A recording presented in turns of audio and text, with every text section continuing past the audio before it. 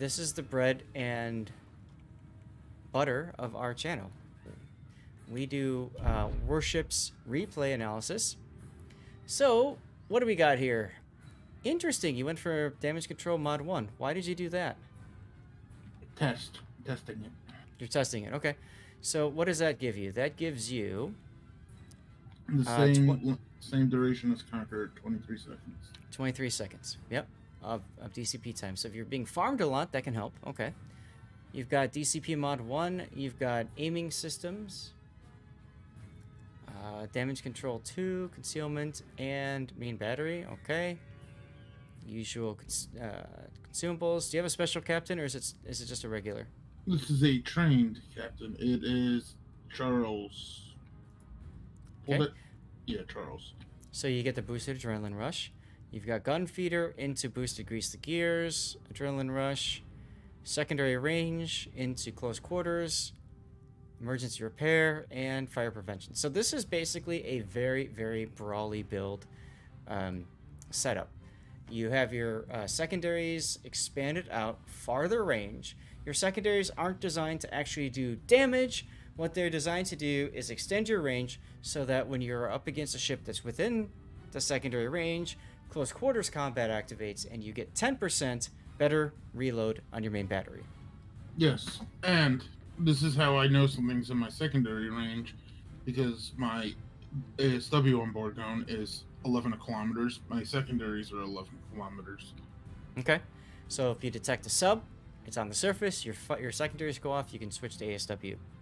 Mm-hmm. All right, flag-wise, anti-det, ramming, anti-fire, and secondaries and consumables. You could also go for the fire chance flags if you wanted to. I don't know how much that's going to help. I'm surprised you didn't go for the improved repair party one. I saved that one for Conqueror, because that's like a really, well, not really big, but it does help. Got it. Rip and Jack, thank you for the follow. And the Sierra Mike would help too in this ship. Polo. I leave those for Polo and only Polo. Okay, fair enough. Let's go and take a look at your battle here. Now, you are middle tier because there is a sus on the enemy team. Rip and Check, I don't. Let me take a look and see if I can give you a better answer for that question. Matilda will be available for Cole. Now, the reason I run that build and all that to boost the main battery reload is you also got the main battery reload booster.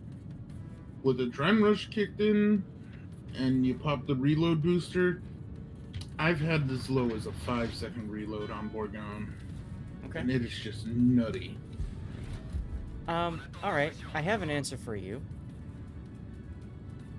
They haven't said a word if Matilda...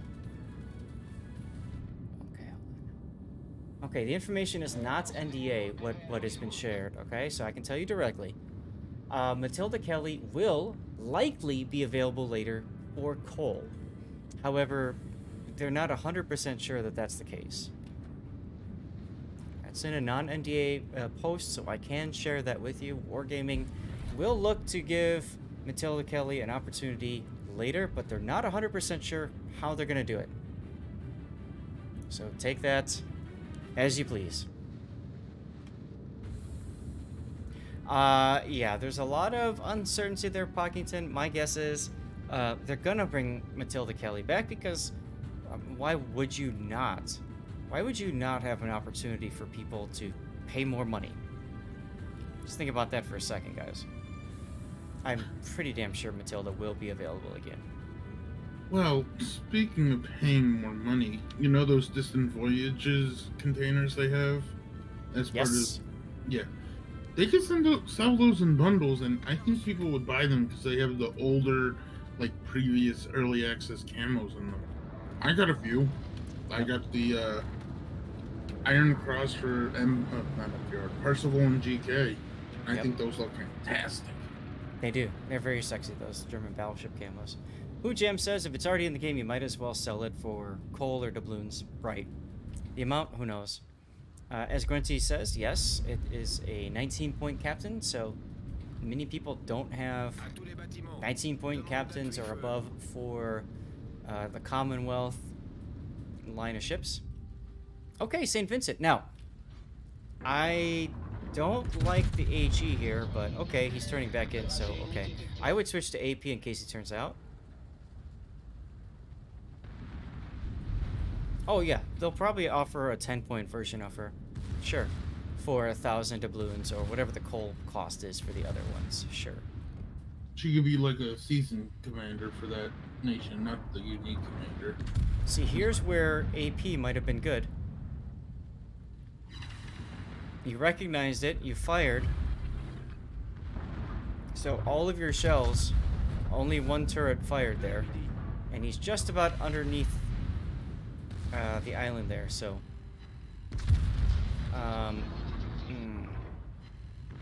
I'm firing for free at this point. I'm not worried about being detected. You are firing for free, but you're also trying to actually hit. And you're hitting the island a lot there, unfortunately. Stream Raiders is done. We just started this game, so we're going to go ahead and do this off stream.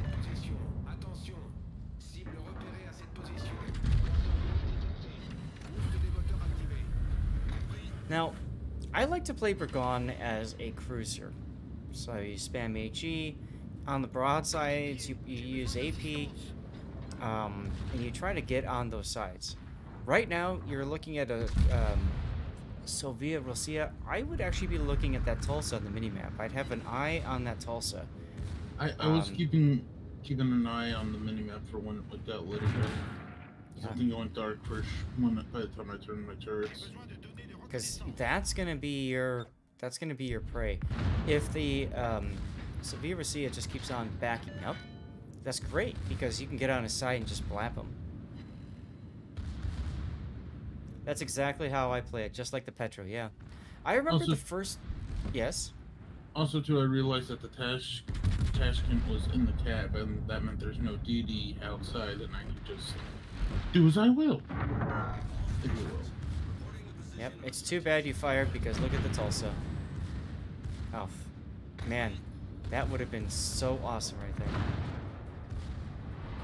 You're lacking Haida, but you have the Vamp Deuce. Fortunately for you, the Haida's an auction. Lol.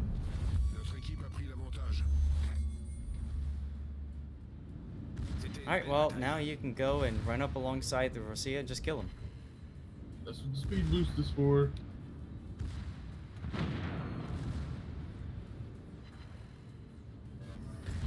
Too soon, Junior. Well, he also took a flood.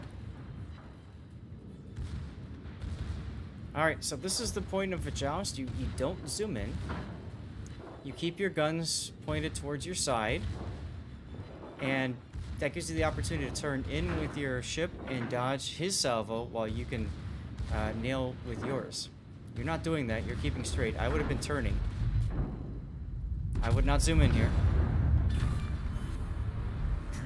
Too soon, Junior.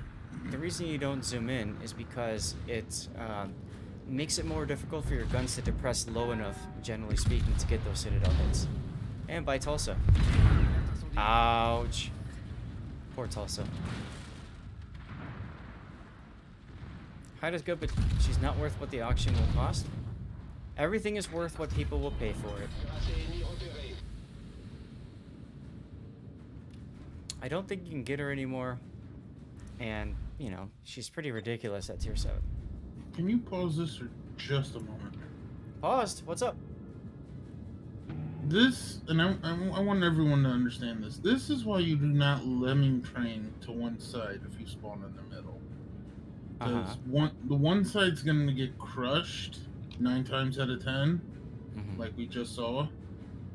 And then that leaves me, the other Bourgogne, to just barrel through C and create a crossfire that's not going to be stopped. Okay. And you looking at the minimap, you got 1, 2, 3, 4. What is that, like 5 ships over there, including Nishima? So that's why you never want a lemming train. But you can't play everyone's account, so. No. And I like how you got a Bourgogne behind you. And Duckman, you're exactly correct. Value is determined by the buyer. I think that's something a lot of people don't get. I get that she's twice the original cost. However, she's not available any way else again in the future. Hey, now you've got to decide, would you rather just buy her out right now in the auction? Or would you rather go with Santa containers and try to get her that way? Also, this Petro might be AFK. No, he's moving. He was reversing, I just didn't see it at first. Well, you also fired way high there. Because I thought he was going forward. Guys, we're about to start a boss fight. Now, boss fights for me, if you get the most kills, the highest number of kills in a boss fight, you win a CC container code. Putin will take care of it for you. So, you're going to need to bring in your very bestest of units. Your epics, whatever is going to kill the most people. Also, too, because I've had this happen a lot lately, not just on Bourgogne, but also on Conqueror. Mm-hmm. Like, if my flank crushes, like, we just crush their ships, Mm-hmm. I will go into the enemy spawn, go undetected, and then pop up right at my detection and start blacking people's broadside because they did not know I was there. I mean, that's what you should be doing, right? Because you want to get into the backfield once you're that deep in there, you know, through the flank. So, I agree with continuing to move forward. You can see the sus has already sailed away from this flank. Nice kill in the Petro.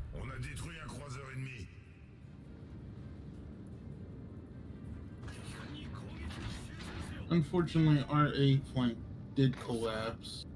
But well, that was just time mean, extensions for us. They just ended up sitting in A. They, like, literally sat in A, so. Engine boosting to get closer faster could definitely be a good idea, Grunty. At the same time, I feel like engine boost could get him in trouble quicker, too. Like, right here, for example, you're gonna use your teammate's Neptune as a meat shield, essentially. What? 645? Thank you for the follow. I do the blapping. You what? Said use the Neptune as bait, I do the blapping. Right. Now there's a Smolensk up there too, at A. Oh, I forgot to mention at the start, that's not a smoke Neptune either. I wouldn't think so. Well, actually, I would play the Neptune smoke, so interesting. Yeah, that's a radar Neptune, and it comes in handy. The only British light cruisers that I would play radar on that have choices would be Minotaur, obviously. And then the other one would be Edinburgh, believe it or not. All the rest, you give up way too much in order to get the radar, in my opinion. Outlaw Woody won! Hey, there you go. New to the channel, and you win a prize already. Thank you, Pud, for taking care of everything. Nice kill. And there's the AP to finish him. There's a shout out for Puddin. Go follow him. He's a very entertaining streamer. And my amazing mod. Outlaw Woody, just say something in chat. That's all you gotta do. Say like, yo, here. Put a period down. That's all I gotta do. Just type something in chat. Now, the sus has obviously seen me as a threat because I'm closing in on him. I'm gonna have the broadsides of his other ships. That being said, playing TVs, and I'm clearly not being shot at by anything. Uh-huh. So when he goes to make his attack, and I was expecting those Schlieffen torps, by the way, I just turn in, and all the torps that were gonna hit me, they just don't harm. I think it's definitely smarter to, you know, not go off by yourself. So, nice turn in there. Red October maneuver. Unfortunately, that does put you in a position where you're going to have to go behind this island. If I recall, half speed is the tightest turn in the game. Yes, it is. So I'll do that, and hard left. Okay, you made it. The only reason I bring that up is because Why run the risk that you'll fail the turn and beach? Especially if a carrier is hard focusing you like the sus. You know what I mean? I'd want to have that full maneuverability of being able to keep going at full speed. Yeah. Allah, Woody, say something, please. Otherwise, Puddin will have to redraw. Hashtag you poop, you lose. All stations, reporting the position of a strategic target. Bien reçu. Boost des moteurs désactivé.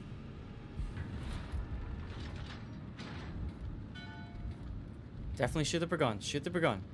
Shoot the Bourgogne. Shoot the Bourgogne. Come on. Your guns are ready. What are you waiting for? I was waiting to see if the Smolensk was gonna pop out right in front of me. Okay. Like the Tulsa did earlier? Yeah, I didn't want to shoot the Bourgogne, and then Somali comes out and says, "Hi!" and have a free farm on me. Got it. Okay. And Duckman, you can actually check that if you type !point followage and then put Woody's name in. You can see for yourself. 9 overpens on the broadside. And as Grunty's saying, and that's the point I'm trying to make there, you could have shot the Bourgogne, and then you could have reload boosted if you needed to when that Bourgogne showed up. I think you might have been overthinking it or over big braining it, however you want to call it. Ooh, broadside Yamato. Look at that, less than 45 minutes and he already won a prize, assuming he's still here. Nice torpedo dodge. À tous les bâtiments, demande d'appui feu.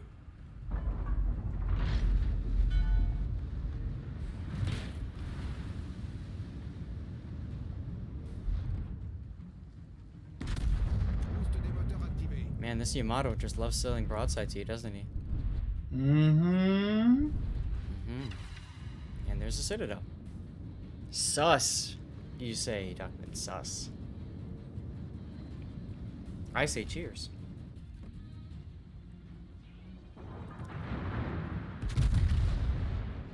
Likely your last salvo on the Yamato. Now, going into A is going to limit your movement severely. You should also heal, by the way. Yeah, I didn't think about that.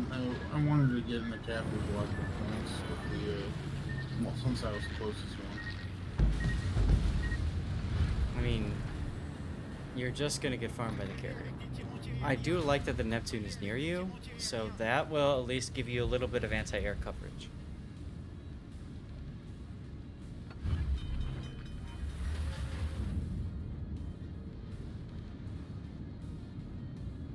Shimakaze dies, Yamato's about to die, and that should be GG's. Secondary Sekiryu OP. Yeah, wow.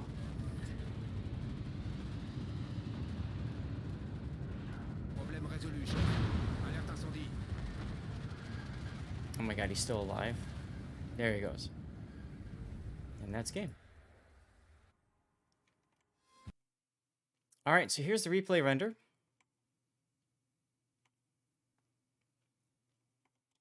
I don't know what there is to give you feedback-wise there. And it's not like I went off chasing the CV. I actually had my guns pointed in a useful direction, and I was targeting what I could see. Well, the enemy carrier was very smart, right? He saw that the flank collapsed, and he ran away. So you're right. There's no chance that you were going to be able to chase that carrier all the way to the other side. Alexa, hopefully you're still here. If so, you've won. More so, this replay was aimed at showing at it wasn't one of the good ones that I thought it was, but it was more aimed at showing why you shouldn't lemming train, and what happens when you do lemming train, or when lemming trains occur.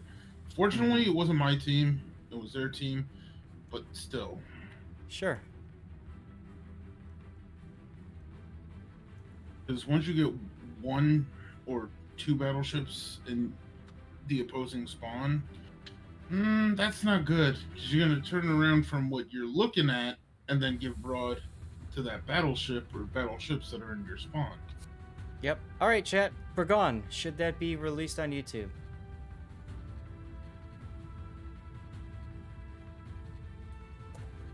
tell me. Hey, Alexa's here. No, it wasn't the Lemming train. If you look at it, they just went hard. I mean, they died hard on your flank, and they tried to push on the other, and they succeeded. They actually managed to get through. But their problem was, once they got through and pushed, there was not much else they could do about it. No, because by that time, me and the other Bourgogne, like I had said, we had that crossfire going. Now, I've said this before. I think you are a little bit too quick in some cases with your guns. Like on that Tashkent, for example. Had you held just a little bit longer, oh my god, right? That Tulsa. Oof. And then later, you were actually more timid on your guns, and you held for the Smolensk when, I mean, you could have gotten some extra damage essentially for free. Yeah, I mean, I was thinking that I could have taken the Tashkent out, or at least break his torque tube, so he couldn't rush our what was that, Sherman and the Neptune. Mm-hmm. And then I could catch the Tulsa on the way out. Okay. All right. Well, I wrote it down. I think it's worth going out on YouTube. I think it's a good game. I think it's a good way to showcase the strengths of the Bourgogne. A lot of people don't understand why she is such a great steel ship, and I think that you kind of showcase that here.